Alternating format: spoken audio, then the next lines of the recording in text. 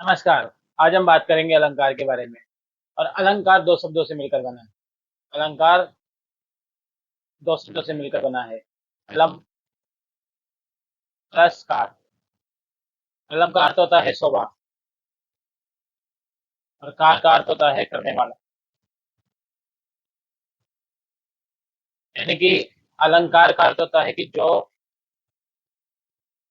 शोभा का वृद्धि करता है उसे अलंकार कहते हैं। ठीक है। अब अलंकार के शब्द, जो अलंकार शब्द की उत्पत्ति है, उसके हमें तीन सूत्र मिलते हैं। उनके बारे में बात करते हैं।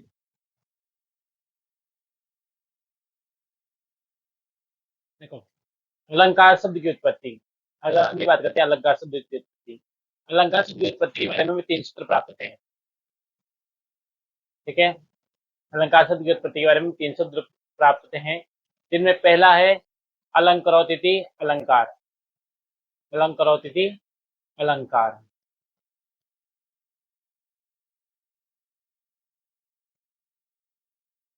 पहला है।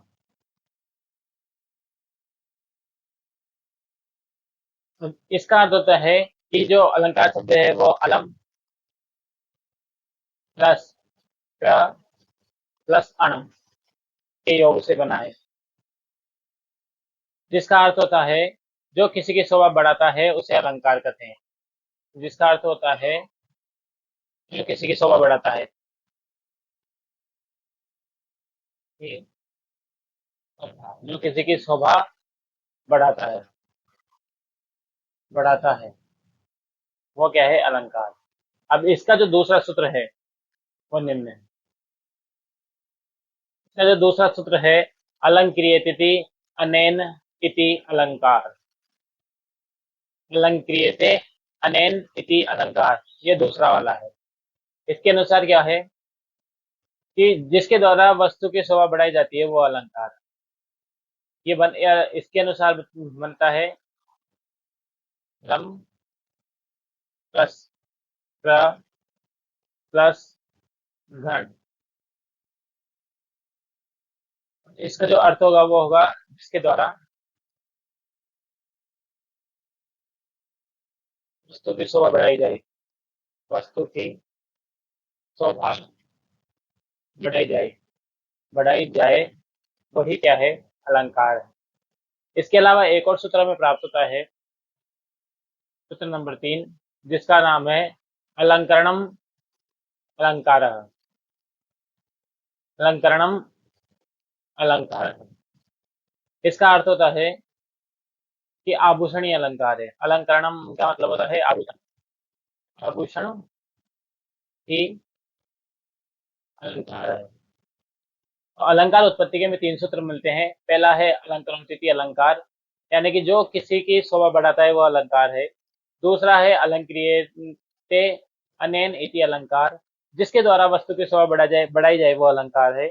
और तीसरा है अलंकरणन अलंकार, यानी कि जो आभूषण ही अलंकार है। यहाँ जो तीसरा है उसमें आभूषण और अलंकार को एक कर दिया, दूसरे में साधन के रूप में उपयोग किया गया है, और तीसरे में संज्ञा के रूप में। इनमें से जो दूसरा वाला है वही उसको ही सबसे ज्यादा मान्य माना गया है।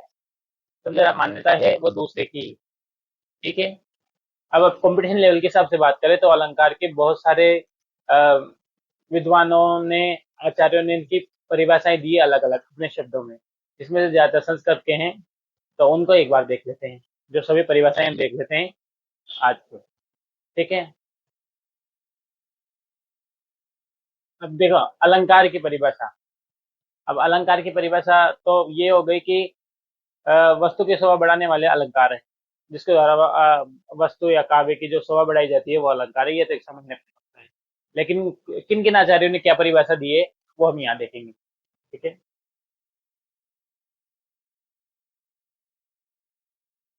अब इनमें पहली है आचार्य दंडी के अनुसार। अब आचार्य दंडी ने क्या कहा है वो देख लेते हैं। आचार्य दंडी ने कहा है काव्य शोभा करान धर्म अलंकार प्रत्यक्षते, अर्थात काव्य की शोभा बढ़ाने वाले धर्म ही अलंकार है। अर्थात इसका क्या मतलब हुआ कि काव्य की शोभा बढ़ाने वाले धर्म ही क्या है, अलंकार है। लिख देता हूं मैं इसको, काव्य की, इसका अर्थ क्या हुआ, काव्य की शोभा बढ़ाने वाले धर्म। यहाँ धर्म का जो अर्थ होगा वो हो गया तो शब्द या अर्थ, मतलब जिन शब्दों या अर्थों के द्वारा काव्य की शोभा बढ़ाई जाती है वो क्या है, ये अलंकार है। ये परिभाषा ऐसी कैसे की जाती है, एग्जाम में ध्यान रखना, अलंकार है। ठीक है, अब बात करते हैं अगली परिभाषा के बारे में। ठीक है, अब दूसरी परिभाषा है आचार्य वामन के अनुसार। आचार्य वामन के अनुसार क्या है परिभाषा, आचार्य वामन के अनुसार है, काव्य शोभायाम कर्तारो धर्मा गुणा तदितिशय हेत स्वत्व अलंकार। इसका अर्थ क्या हुआ, इसका अर्थ समझते हैं। इसका अर्थ होता है, इसके अनुसार क्या हुआ, काव्य शोभायाम कर्तारो धर्मा गुणा, अर्थात ये कहते हैं कि काव्य की शोभा करने वाले धर्म, काव्य की शोभा बढ़ाने वाले धर्म क्या है, गुण है, और गुणों की अतिशयता यानी कि अधिक प्रयोग ही अलंकार है। ठीक है, यहाँ लिख देता हूं मैं, इनके अनुसार क्या है, काव्य की शोभा में वृद्धि, काव्य की शोभा में वृद्धि करने वाले धर्म ही धर्म क्या है, गुण कहलाते हैं। धर्म ही गुण है या गुण कहलाते रहते हैं। ठीक है, था उनकी उनकी अतिशयता, या इसको हम कहते हैं अधिक प्रयोग, अधिक प्रयोग ये अलंकार है।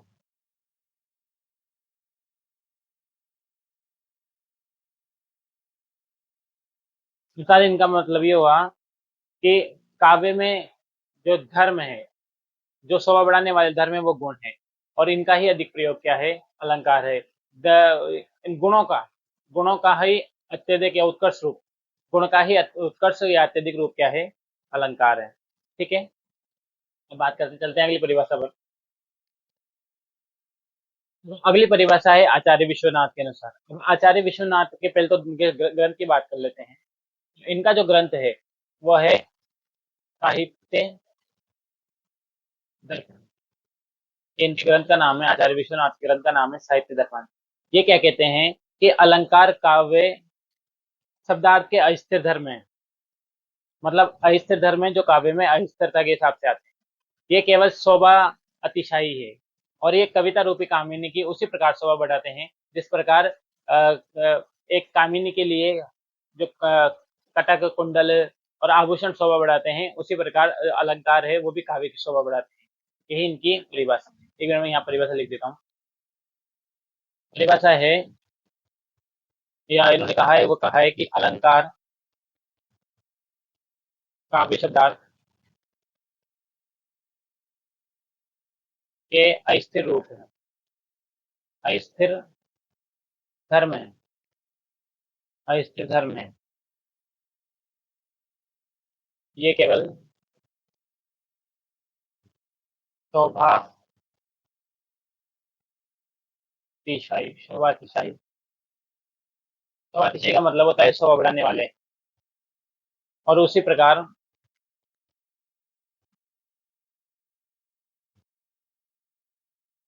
उसी प्रकार कविता रूपी,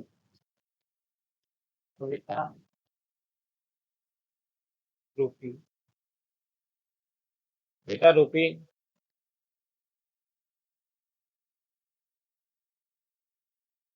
कविता रूपी कामिनी के शरीर की शोभा बढ़ाते हैं। जिस प्रकार जिस प्रकार कुंडल घटा कुंडल हार दी आभूषण कामिनी के शरीर की शोभा बढ़ाते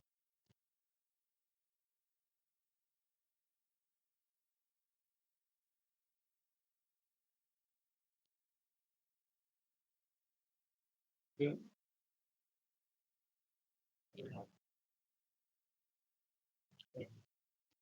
देखो, इनके अनुसार जो अलंकार है वह काव्य के शब्दार्थ के स्थिति धर्म है। ये केवल शोभा अतिशाई है, मतलब ये सिर्फ शोभा को बढ़ाने के लिए ही काम आते हैं। ये कविता की शोभा उसी प्रकार बढ़ाते हैं जैसे कटाकुंडल हार एक स्त्री के शरीर की शोभा। इनके सीधी से बात का मतलब यही है। ठीक है, चलते हैं अगली पे, अगली परिभाषा पे। देखो, अगली परिभाषा है आचार्य पीयूष वर्ष जयदेव के अनुसार। इनके ग्रंथ की बात करो तो इनका ग्रंथ है चंद्रालोक। ये कहते हैं कि जो व्यक्ति किसी रचना को अलंकार के बिना मान्यता दे सकता है, वो व्यक्ति अ, अग्नि को भी शीतल कर सकता है। यानी कि अलंकार युक्त रचना ही क्या है, काव्य है। इनकी उनका मानना ही है। मैं लिख देता हूँ यहाँ पे। इन्होंने क्या कहा, इन्होंने कहा जो व्यक्ति अलंकारों के बिना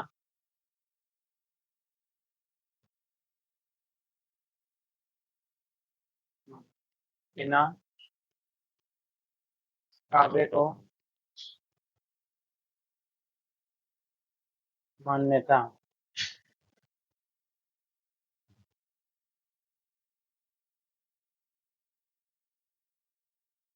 प्रदान करता है,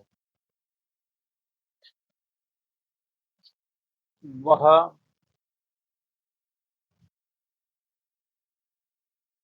आदि को भी बस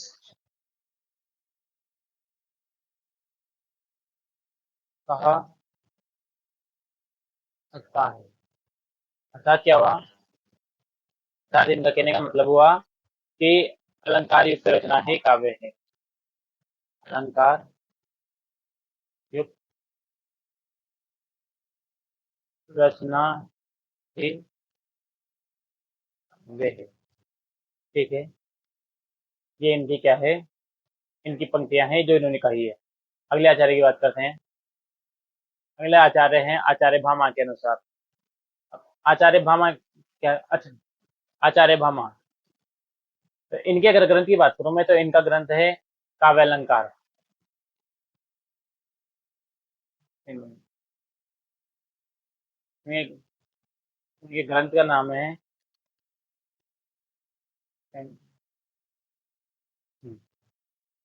इनके ग्रंथ का नाम है काव्यालंकार। काव्यालंकार, इनके ग्रंथ का नाम है काव्यालंकार। ठीक है, अब ये क्या कहते हैं, ये कहते हैं न कांतमपि निर्भूष विभाति वनिता मुखम। अर्थात इसका क्या मतलब हुआ, न कांतमपि निर्भूषम विभाति वनिता मुखम। यानी कि इसका शाब्दिक अर्थ होता है, इसका अर्थ होता है कि नायक नायिका का सुंदर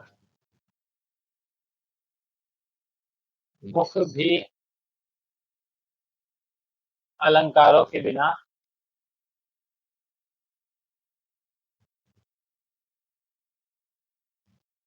बिना शोभा नहीं पाता है। देखो, ये तो इन्होंने कहा है कि नायिका का सुंदर मुख भी अलंकारों के बिना शोभा नहीं पाता है। इसका मतलब ये हुआ कि जिस प्रकार नायिका के सुंदर मुख होने के बावजूद भी उन पे अलंकार यानी आभूषणों की आवश्यकता होती है, उसी प्रकार काव्य में भले कितनी सुंदर रचना हो लेकिन बिना अलंकारों के वो भी शोभा नहीं पाती है। काव्य में अलंकारों की महत्ता को इस चीज से इन्होंने बताया। चलिए, ठीक है, अगली परिभाषा पे आते हैं। अगली परिभाषा है आचार्य रामचंद्र शुक्ल के अनुसार। हम्म, तो आचार्य रामचंद्र शुक्ल कहते हैं कि भाव का उत्कर्ष दिखाने और वस्तुओं के रूप, गुण और क्रिया को अधिक तीव्रता के साथ अनुभव कराने में सहायक जो उक्ति होती है वही अलंकार है। यहाँ लिख देता हूँ। आचार्य रामचंद्र शुक्ल कहते हैं, वो कहते हैं भावों का उत्कर्ष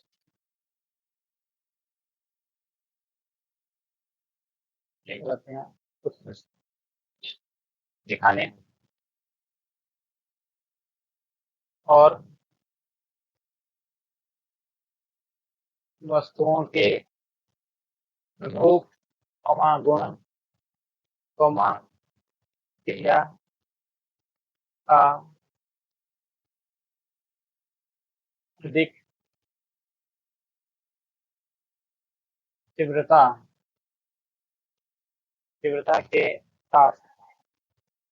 तीव्रता के साथ अनुभव कराने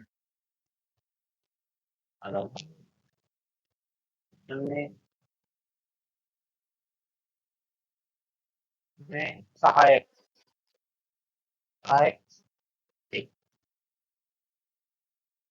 उक्ति को अलंकार कहते हैं। अलंकार कहते हैं अर्थात भाव का उत्कर्ष दिखाने और वस्तुओं के रूप, गुण, क्रिया का अधिक तीव्रता के साथ अनुभव कराने में सहायक उक्ति, मतलब जो उक्ति भावों को उत्कर्ष दिखाती है वही क्या है, अलंकार। ये आचार्य रामचंद्र शुक्ल ने कहा। और जो अंतिम परिभाषा है हमारी, वो है डॉक्टर रामकुमार वर्मा के अनुसार। डॉक्टर रामकुमार वर्मा क्या कहते हैं, अलंकारों के प्रयोग से भाषा और भावों की नग्नता दूर होकर उनमें सौंदर्य और सुषमा की सृष्टि होती है। क्या कहा है, अलंकारों के प्रयोग से भाषा और भावों की नग्नता दूर होकर उनमें सौंदर्य और सुषमा की सृष्टि होती है, यही क्या है, अलंकार है। क्या कहा, आचार्य रामचंद्र शुक्ल ने कहा है, सॉरी आचार्य रामकुमार वर्मा ने कहा है कि अलंकारों के प्रयोग से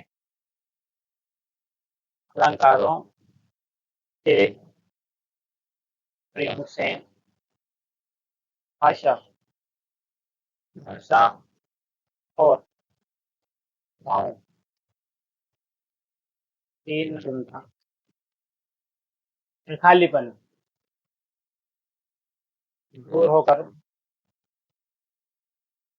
होकर उनमें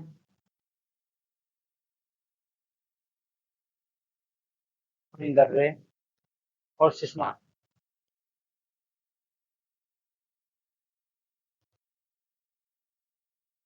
सुषमा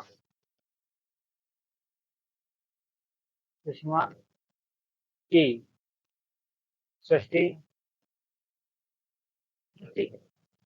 यानी अलंकारों के द्वारा भाषा के जो खालीपन है वो दूर होता है और उसमें सौंदर्य और सुषमा का विकास होता है या उनको वो बढ़ती है। इनका सीधा सा मतलब यही। अगली परिभाषा है आचार्य केशवदास के अनुसार। आचार्य केशवदास के अनुसार, अब आचार्य केशवदास क्या कहते हैं वो देख लेते हैं। ये कहते हैं, यद्यपि सुजाति सुलक्षणी सुवरन सरस सुव्रत भूषण बिनो न विराज ही कविता बनीता मित। यानी कि इनके अनुसार ये है कि कोई भी सुंदर या ऊंचे कुल की स्त्री चाहे कितनी ही सुंदर हो, वो जब तक शोभा नहीं पाती जब तक वो आभूषण धारण नहीं करती। उसी प्रकार कविता में कितने ही अच्छे शब्दों का प्रयोग कर लो, वो तब तक शोभा नहीं पाएगा पाएगी जब तक उसमें अलंकारों का प्रयोग ना हो। ये इसका अर्थ है। मैं यहाँ शाब्दिक अर्थ लिख देता हूँ। देखो, शाब्दिक अर्थ है कि अलंकारों के बिना बिना कविता और आभूषणों के बिना आभूषणों के बिना स्त्री शोभा नहीं पाती, शोभा नहीं पार्टली। भले ही वो भले ही वह जाति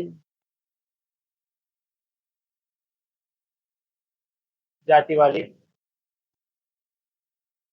लक्षणा लक्षणा सुंदरवन सुंदरवन सुंदरवन अ, वाली क्यों ना हो, वाली क्यों ना हो। देखो, इसका मतलब ये हुआ कि कविता और स्त्री आभूषणों के बिना क्या है, चाहे वो कितनी अच्छी, कितनी सुंदर, कितने ही उत्तम शब्द वाली क्यों ना हो। स्त्री सुंदर हो और उच्च जाति, उच्च कुल की हो, और जो कविता है उसमें कितने ही सुंदर शब्दों का प्रयोग कर लो, लेकिन अगर अलंकारों का प्रयोग नहीं है तो वो बेकार है। इनका यही मतलब है। ठीक है, आज के लिए इतना ही। आज हमने क्या क्या पढ़ा? अलंकार के प्रयोग से, अलंकार की उत्पत्ति, उसकी उत्पत्ति और उसकी परिभाषा पढ़ी। कल से हम अलंकार शुरू कर देंगे रेगुलर। और ये अलंकार आपके 10th 12th 11th और कंपटीशन एग्जाम सब में काम आएंगे। ठीक है, आज के लिए इतना ही। मिलते हैं अगली क्लास में। धन्यवाद।